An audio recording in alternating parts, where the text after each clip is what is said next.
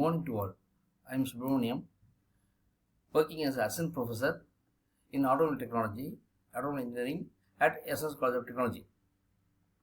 In this session, we are going to see about the adaptive control systems in the subject of recent trends in automobiles. So, first of all, you see what is the cruise control system. A vehicle traveling, study about the vehicle which is traveling either in road or the sea or in air is known as cruise. Here we are going to study the vehicles which are running in the road itself. So we come to understand that cruise control is the vehicle control system itself, which is running on the road itself. So here maintaining the speed of the vehicle is known as the cruise control itself. So in simple, say maintain the vehicle speed without manual acceleration. Whenever we are running, running a vehicle itself, we have to control the vehicle speed by pressing the accelerator itself. So here the control system is that similarly where the driver has to throttle once the control system at a desired speed and leave it as it is, such that the vehicle can be able to run in a same speed itself. So the cruise system, how it works? It works on the speed sensing and speed setting, braking integration and adaptive capabilities. Whenever the control system is sensing the speed itself based on the sensors, it can able to control the speed itself. For the need for the adaptive cruise control means whenever we are traveling in a highway roads, which is where the vehicle may be traveling in front of us also, the vehicle where we are traveling will be having the identification of the previous vehicle at what speed the vehicle travels and the desired speed it senses, such that it gives you the perfect speed of the previous vehicle itself. It is difficult for us to calculate by the human errors whenever they are applying brakes or speed controls has been increased or decreased. So the adaptive cruise control is a technology that automatically adjusts the vehicle speed to maintain safe distance.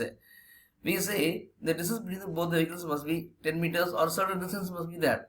Suddenly if we apply the brake, we are not able to apply the brake on the human condition itself, so that the accident may happen. But here the sensors itself having the sensors such that it can able to identify the vehicle speed, such that it can able to convince the driver. It will be a driver's safety convenience, such that it will be increase the road capacity by maintaining the optimal separation between the vehicles. So the ACC adaptive cruise control works. How it works under the radar sensor, control unit and actuators. Where the radar sensors are crucial, they can measure the distance itself, and the control unit is the brain of the vehicle. So it processes the sensor itself and it calculates the adjustment of the speed. And finally comes the actuators. The actuators control the throttle valve. They can manage braking, so that they can able to execute the commands. We see benefits of this adaptive cruise control is it has enhanced safety and reduced driver fatigue and also improve the traffic flow. So adaptive cruise control will reduce the collision risk, maintains a safe distance. It alerts the drivers to potential hazards also. And also it reduces the driver fatigue. It eases the burden on long drives itself, whereas the driver may feel sleepy or drowsiness. And also improve traffic flow. It promotes the smoother speed transition, minimize the stop and go. Next we see about the adaptive control system versus the traditional cruise control system. So the features of the ACC features of adaptive cruise control and traditional cruise control is the speed adjustment in adaptive cruise control is automatic, whereas traditional control is manual. Whereas this is controlled by the adaptive cruise control, is maintains the safe distances in adaptive cruise control, whereas in the traditional cruise there is no distance control is there. And collision avoidance it will be avoided by collision will be avoided in the adaptive cruise control, whereas traditional control it is difficult to avoid it. And finally comes the traffic adaptability. It adapts to traffic flow also. Also, whereas in the traditional cruise control, we have to maintain the sensor speed itself. Next, we see about what are the components used here.